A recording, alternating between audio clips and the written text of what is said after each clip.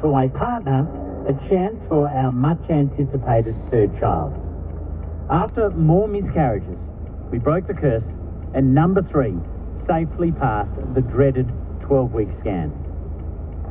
Settling into a new rural town, every plan had our new baby in it. Sandpits and mud, tree houses and bonfires and picnics and rock pools.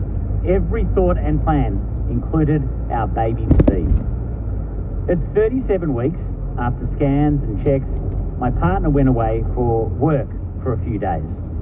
Feeling a bit strange, she took herself to the local unknown hospital for a quick check to dismiss the silly anxieties.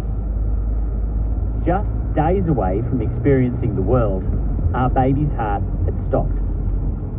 At home and together, we broke the news to our 2 kids. Acknowledging our list of preferred options and heavily influenced by their obsession with a Port Power rising star, the kids chose the name Rosie. We agreed, and we all cried again. After days of the local hospital midwives fussing over us and with wild storms raging outside, my partner heroically and gracefully delivered our first baby girl. An enormous rainbow glowed across the black sky. "There's Rosie," we said to each other. She was discoloured, disfigured, lifeless, and beautifully peaceful, all at once. We dressed her and held her and cried and laughed and cried for 24 life-changing hours. And then, completely gutted, we left her. Stillbirth is devastating. It's also awkward and unique. The future you saw with your new baby, playing in the bush, running clumsily, those thoughts turn into memories you never got to create. Memories no one else shares. People don't talk much about miscarriages, and people really don't like talking about stillbirth. Some crossed the street to avoid my partner, and some just kind of pretended it never happened. Anglo-Australia is afraid to talk about death. I think we need to get better at it. Stillbirth rates haven't changed for decades. Thankfully, there were also many who cried with us and shared in our grief. Our new community of 6 months showed us their best. People we'd never met shared gifts, food and thoughts. Some who'd been through the same, and others who were just darn good folk. We organised a very small ceremony on a bend in a river at my parents' place to mourn Rosie's unlived life. It was in the bush, simple and beautiful, just as we had envisaged her life with us. My partner shared her anger at a life so unfairly taken away. The kids read a lullaby, and I strummed a cover from this band on the guitar. As we carried the tiny coffin away, a huge rainbow arched over us. "There's Rosie," we said to each other, and incredibly, someone caught it on camera. An impossible moment, a memory of Rosie. My partner is now pregnant again. We are cautious with our hope, excited and nervous. Our 4th child. Now, I emailed Tom yesterday to say, "Hey, Tom, your changing track is on tomorrow." I didn't get a response, so I texted him early this morning, and I got this text. "G'day, Raf, you wouldn't believe this, but we've just given birth to a beautiful, healthy girl 4 hours ago. You're just about the first to know. So weirdly serendipitous that you messaged this morning. We are in tears of so many emotions and would love you to play our story today." So for Tom and his family, and for Rosie, Tom's changing track is Rosie by Passenger.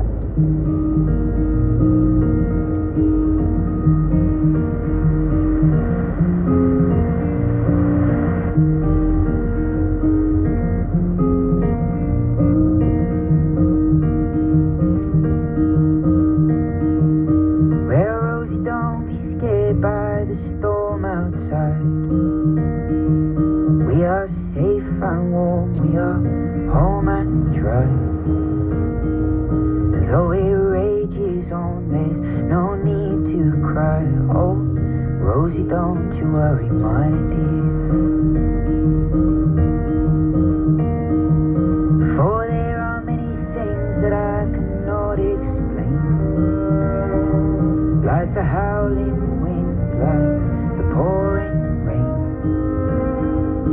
Got the love for a child like the pinprick of pain.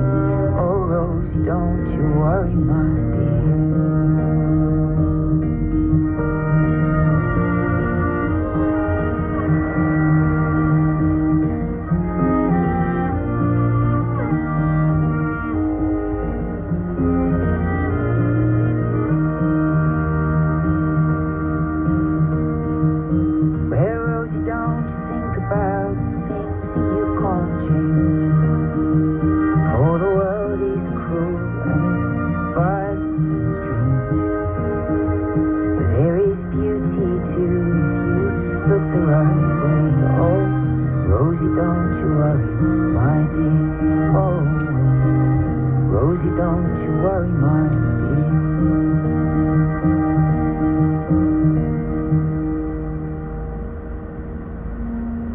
That is Rosie by Passenger. It is Tom's changing track. Totally coincidentally, they just happened to have their fourth, their baby girl this morning. Some of the texts that came in as I was reading that story, yes, is there a rainbow in the sky in Dandenong? Don't know, because I'm undercover, sadly. Harry saying, oh, Raph, my heart.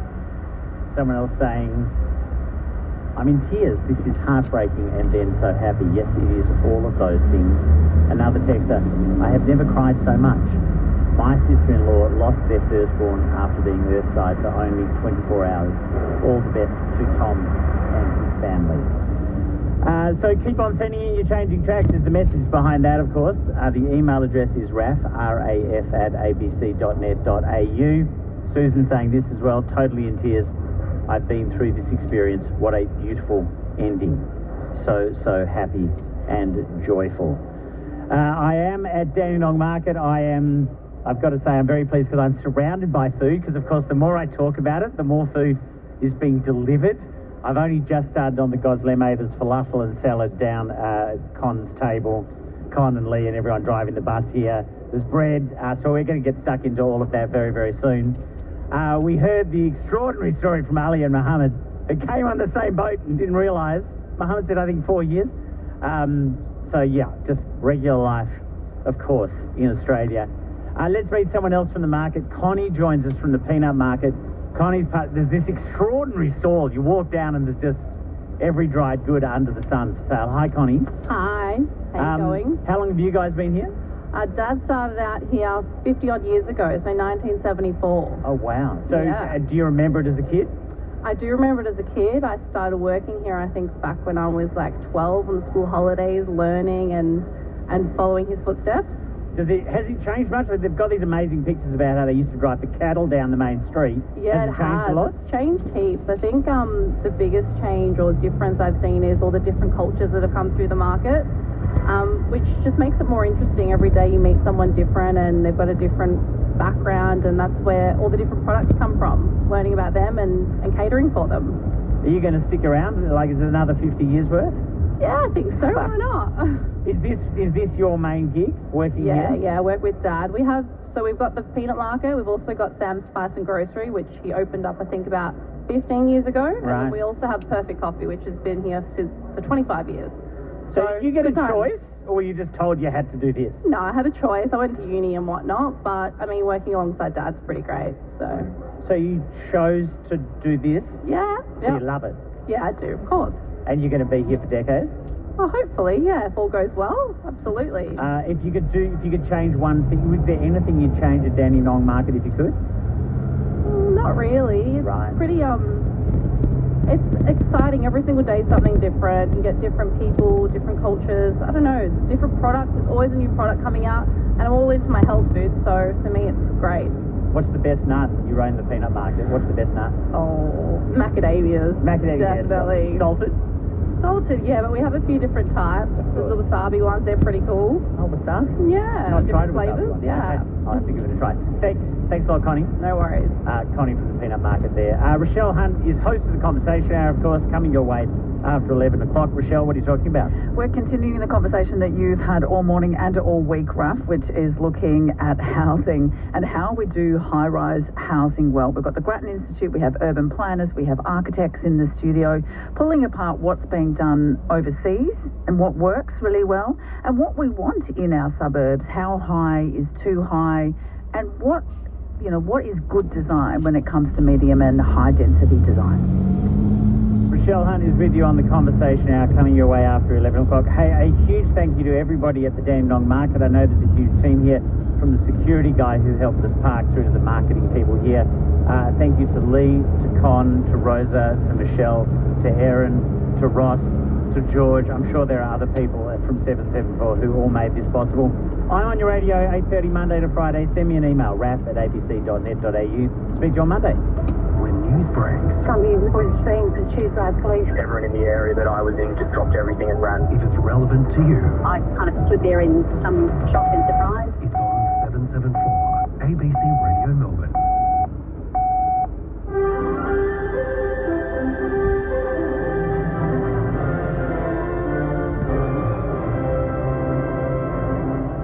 ABC News with Mary McDonald. Good morning. Major crash detectives are investigating how a truck has ended up crashing into a house, leaving 2 people dead in Victoria's southwest this morning. Reporter Matt Neal is at the scene. A truck that was travelling on the Princess Highway near Warrnambool has veered off the road and into a house, killing 2 people. The truck driver has been taken to hospital by ambulance in a non-life-threatening condition. Police are investigating the cause of this. It was on a straight stretch of the Princess Highway, just west of Warrnambool, near the small communities of Killarney and Koroit, and not far from a popular tourist attraction, Tower Hill. Road closures are in place. They're redirecting traffic through Koroit off the Princess Highway. Not much more than we know at this stage. And police have just confirmed the 2 people who died were an 81-year-old man and 80-year-old woman. 5 people have been arrested after major drug squad detectives seized what's been described as one of Victoria's biggest cannabis hauls in recent times. Melissa Polomini reports. Officers uncovered more than 6,000 cannabis plants at a rural property in Leongatha South on Tuesday. Police say the cannabis seized has a street value of more than $26 million. A search warrant uncovered a sophisticated hydroponic setup with commercial-sized hothouses at the address on Coonawarra Inverloch Road. 4 men and 1 woman aged between 25 and 54 have been charged with cultivating and trafficking a commercial amount of cannabis. They have been remanded in custody to face court again in March. The Premier, Jacinta Allen, has rejected claims the government's new stamp duty concession will further drive up housing prices in regional Victoria. Earlier this week, the government said it would discount stamp duty for anyone looking to buy an off-the-plan apartment or townhouse anywhere in Victoria.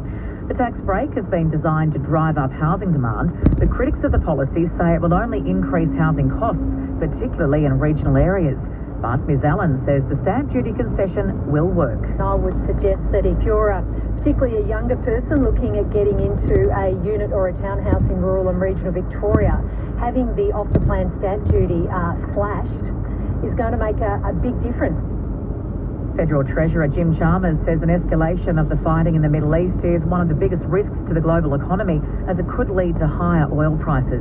The Treasurer will use a speech at the International Monetary Fund in Washington to make the point. He says the main focus of calls for a ceasefire in Gaza and Lebanon has been to stop the deaths of innocent civilians.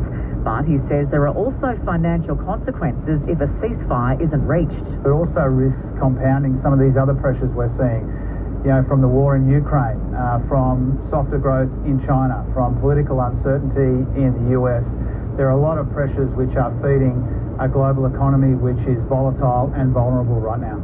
King Charles has used the Commonwealth Heads of Governments meeting in Samoa to call for reduced carbon emissions. Speaking in his first CHOGM meeting, the monarch says he supports actions to reduce rising temperatures by cutting carbon emissions.